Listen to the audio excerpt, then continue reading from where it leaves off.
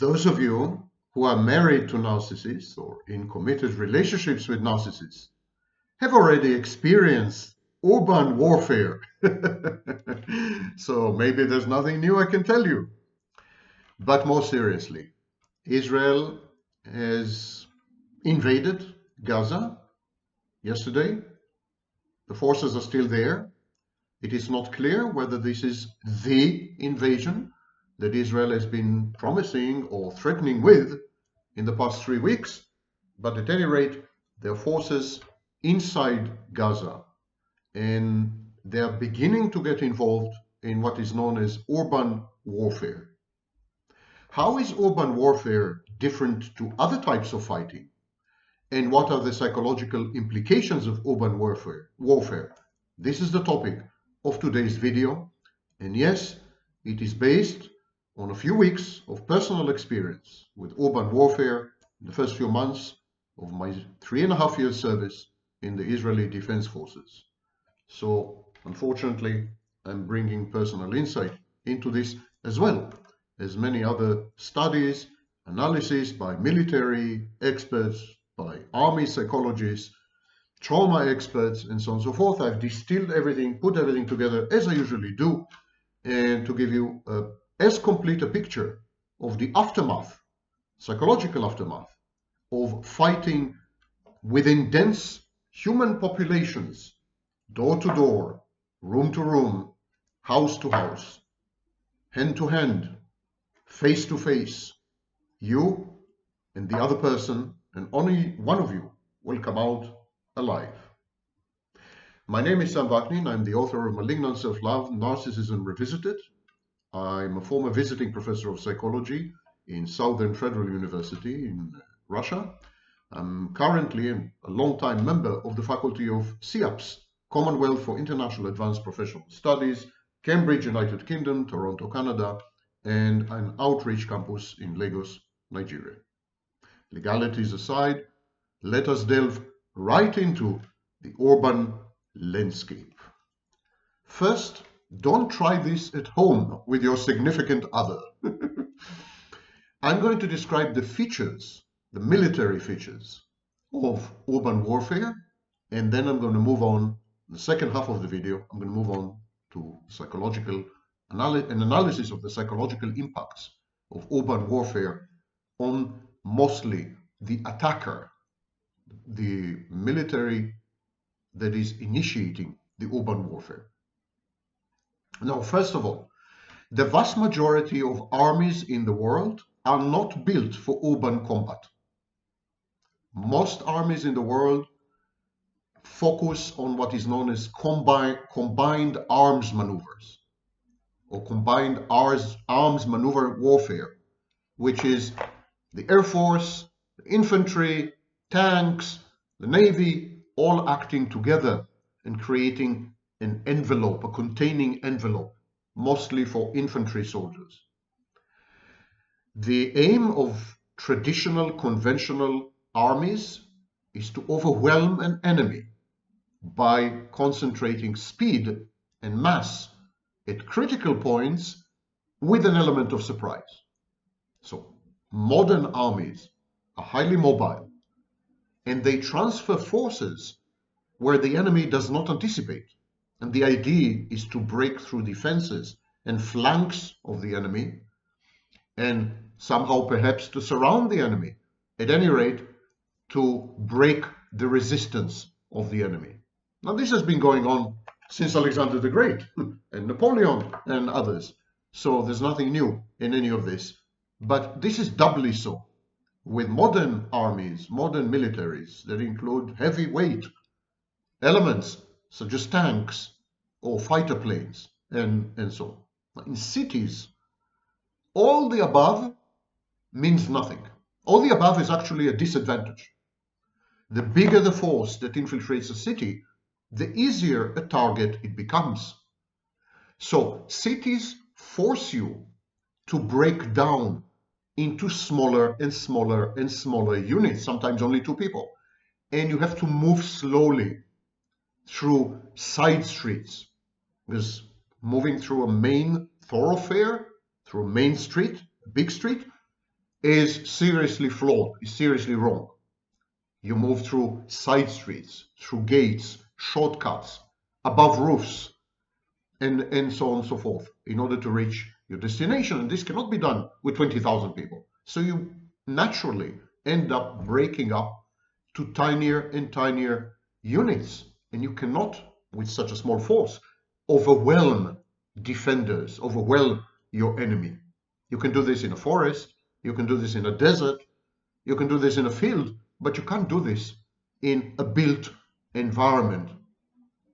And the irony is, the more buildings you destroy, the more defenses you provide to your enemy. Because rubble is optimal. Ruins can be booby-trapped and serve as concrete covers.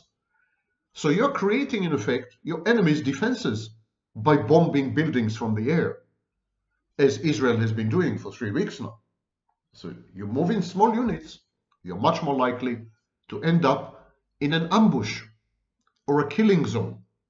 Actually, a well-prepared enemy channels your movement, makes sure that you can move only along a certain axis or a conduit or a venue, so that you end up where they want you to end up, and then they kill you, and then they kill you again. The enemy is hidden. You have to constantly guess. Surprises are the only unsurprising thing. Surprises are the only guaranteed thing. And it's very shocking. It's a constantly, it's a percussion, it's a constantly shocking environment. And it involves hand-to-hand combat, face-to-face, eye-to-eye. You smell the sweat of the enemy. You look into their eyes, their pupils dilating. You see the veins in their necks pulsating. It's very, very intimate. It's very intimate. Some people even say erotically charged. It's a life and death dance, repeated over and over and over again until you die. Because your chances to die in urban warfare are much, much higher than in open warfare. The enemy is everywhere. It is underground. It is on the ground. It shoots at you from tops of buildings. So this is a three-dimensional death envelope. You're enveloped by death and destruction. And you begin to develop the belief that you're doomed, that there's no way out of this. And so you begin to behave accordingly, as we'll talk about it later. Sometimes you become much less careful and cautious than you should be, defiant, in your face, defying death, you know. It's a grind. Urban warfare is a grind. There's no clear end, well-defined goals, mission, success, mission statement, horizon. It feels like it could last forever. You start with, an army starts usually with shaping operations, preparing the ground. And then urban warfare follows in the form of invading the territory, an invasion. But all the advantages in urban warfare accrue to the defender. Urban warfare is bloody, it's slow, it's complex. That's why it's known in military jargon as the great equalizer. It equalizes the poorly equipped, poorly trained defenders with the highly equipped, highly trained attackers. It equalizes because the defender knows the terrain much better than you do. And so they can counterattack in very, very unexpected ways. And there's always civilian collateral damage. Civilian casualties are absolutely inevitable. Inevitable. And that makes you, the attacker, the bad guy. Even if you are fighting a terrorist organization such as ISIS or Hamas, which is indistinguishable from ISIS, even then you are the bad guy, because you end up killing babies and children and pregnant women and women who could have become pregnant had you not killed them. So you become the bad guy. And there's no way to avoid this, because terrorists fight from within populated urban areas, and they very frequently use the population, the civilian population, as human shields.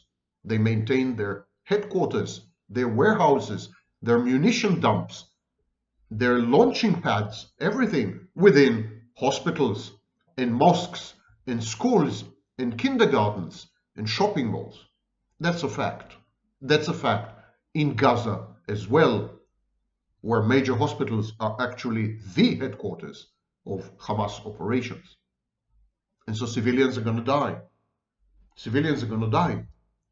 And the idea is to somehow push the defenders or the terrorists or whatever you want to call them, somehow push them into a demarcated location, a boundaried location, and besiege them in these pockets.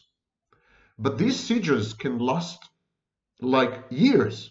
Remember Stalingrad? They can last years. So this engenders a siege mentality. It is like static trench warfare. Only trench warfare is in open fields, and this is trench warfare where even the trenches are invisible and shape-shifting. So there's a siege mentality of both the attacker and the defender. They both feel under siege. Now, you don't take prisoners in urban warfare. Anyone moves, you kill them. You kill everyone in sight. Yes, I know. This is a crime of war. This is a crime against humanity. And no military commander would admit to it. And no military, no army would admit to it. But this is how it's done. It's done this way because a prisoner with his hands up could be booby-trapped. A child coming out of a tunnel could carry a Kalashnikov. You don't play games. You don't take chances. You don't speculate and second guess. You shoot first, you ask questions later. So this is total warfare. And as a soldier, you end up killing children. You end up killing women. You end up killing civilians who are somehow allied with the defenders or the terrorists or whatever, clearly allied with them because they emerge with them or from their hiding places. And this is devastating, mentally devastating. Even during the Holocaust, there have been Nazi soldiers and Nazi commanders and very high-level commanders who went bonkers, who went insane, having had to shoot civilian population on a regular basis. Now, most modern urban warfare is carried out at night. It's a night operation because the attacker, which is usually a regular conventional army, has superiority of night vision technologies. So most of these attacks are at night. The warfare is asymmetrical in terms of technology, materiel, supplies, munition, air cover, and so on. And this asymmetry is at its peak at night, where the attacking soldiers can see pretty well and the defending ones are blinded by the darkness. All kinds of assets are used in modern urban warfare. I'm talking about drones, I'm talking about robots, and this renders the fighting impersonal, mechanical, automated, robotic. The assets are airborne, or they're involved in land warfare. To clear rooms, for example, you would send a drone into the room, send a robot into the room, and blow them up if you see someone there. So it's all very kind of video game. War is a video game. When you blow up a building in a contested urban warfare zone, it's exactly like shooting someone in a video game. And it dehumanizes. It dehumanizes or objectifies the other person. They're no longer human beings. They are just characters in a video game. And we've seen this in the recordings released by WikiLeaks, recordings of pilots, American pilots and others, fighting, bombing humans, but treating them exactly as characters in video games. Now, even in urban warfare, there is a place for combined arms maneuvers. Infantry and commando units guide pilots, fighter pilots, bombers, navy, and artillery as to where to direct the fire. But this leads to a lot of friendly fire incidents. And so, in truth, fighters in urban warfare prefer not to. They use air power and artillery and so on only very, very rarely and scarcely, because they're terrified of their own military. You're on your own. In urban warfare, you are all alone. No one can help you. No one has your back. It's you and only you. There's been an interview that I read with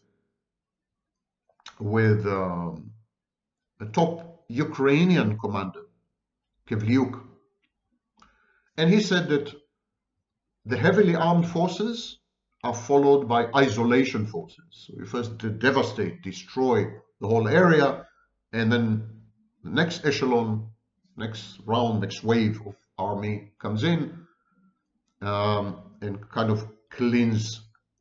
These are the cleaners, the clean after.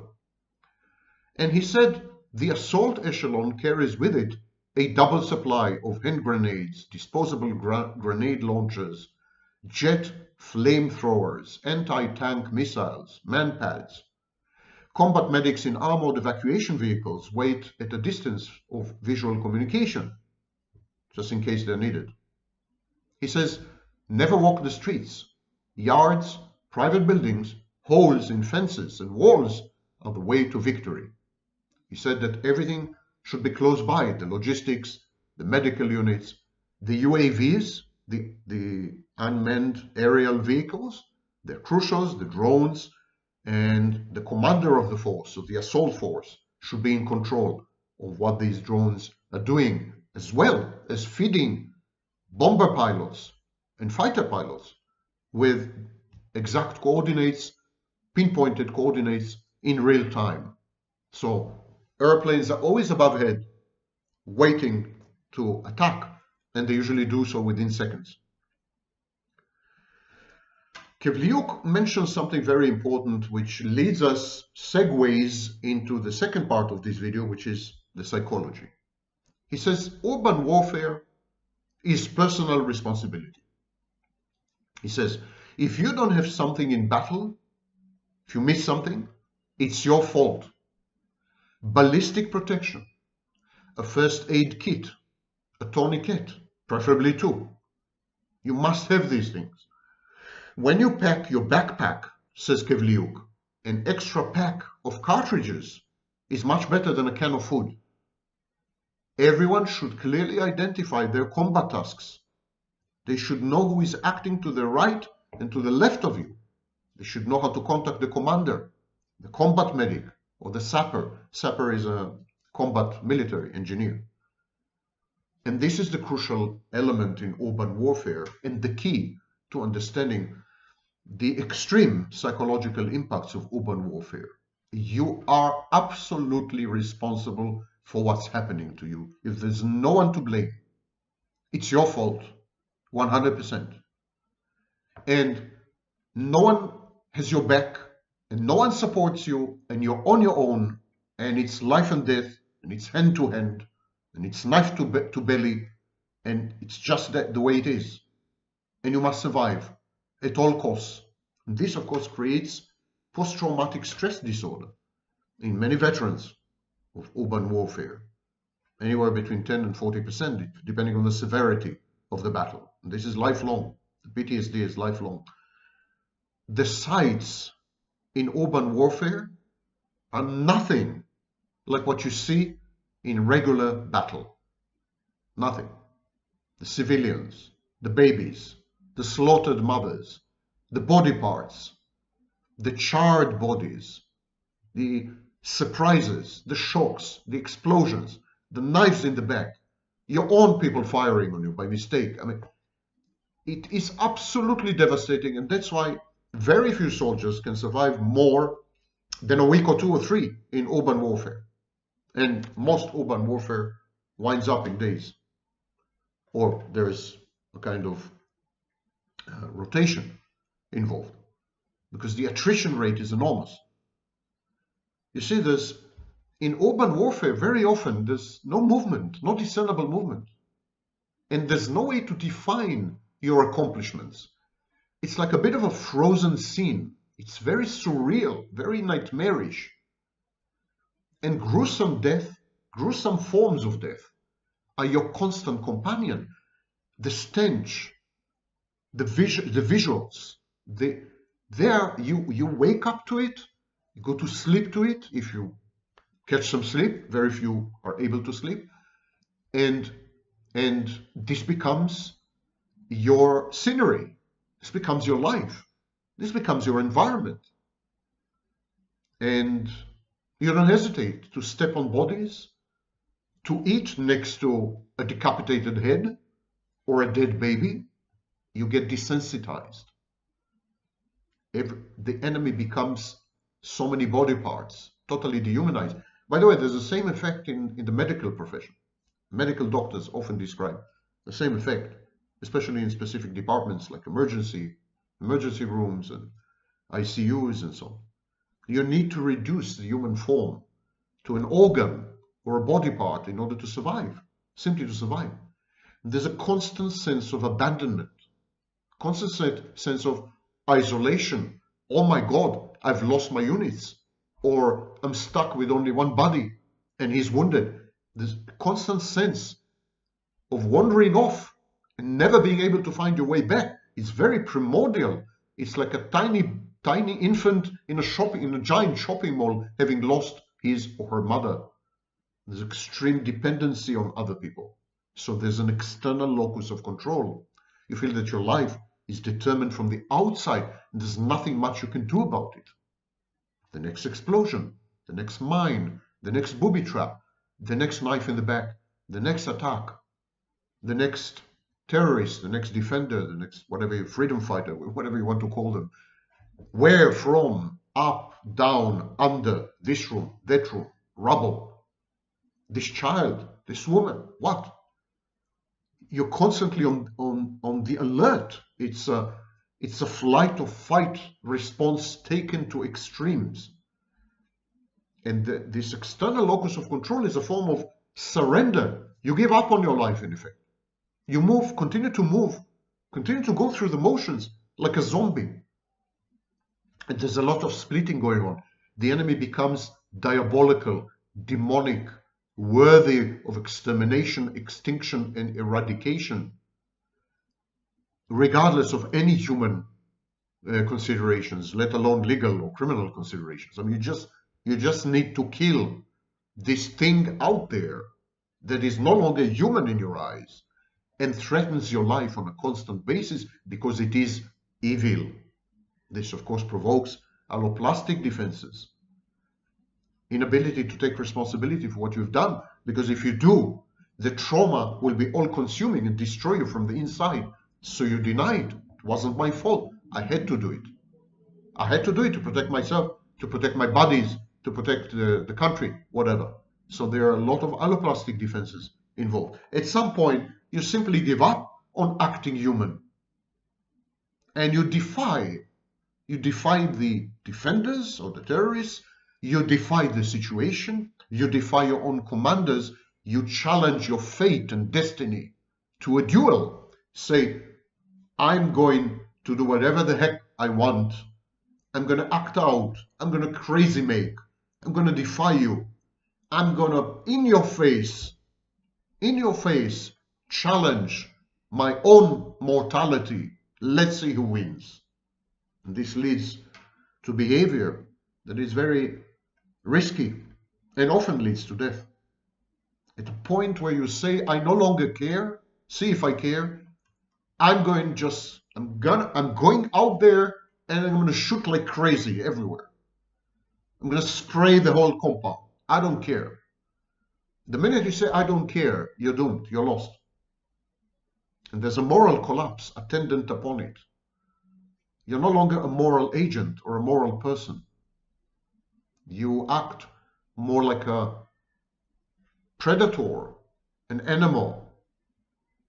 All the veneer of civilization melts down, dissipates, and what's left is animal versus animal. You look like an animal. You haven't showered in days. You're caked with mud and sweat and blood. You're terrified inside. Your eyes peer through the mud-caked mask, and they're demented. You look like a deranged escapee from a mental asylum, and all you can think of is how to kill, kill, kill. You become a killing machine, and you develop magical thinking. There's all kinds of superstitions, talismans, mascots, sentences you have to repeat to yourself, a sequence of, and this is a sequence of activities which will kind of isolate you, offend you, or defend you from bad happenings. This is obsessive compulsive. These are obsessive compulsive rituals. The only defense you're left with, primitive, against the horror that you find yourself embedded in and perpetrating. Because perpetrating also bears a mental cost. This, ladies and gentlemen, is urban warfare. And should Israel invade Gaza, full-scale invasion, this is what awaits both the Israeli army and Hamas fighters. None of them will be spared the agony of fighting and then the agony of recalling the fighting and the trauma that will never leave them for life.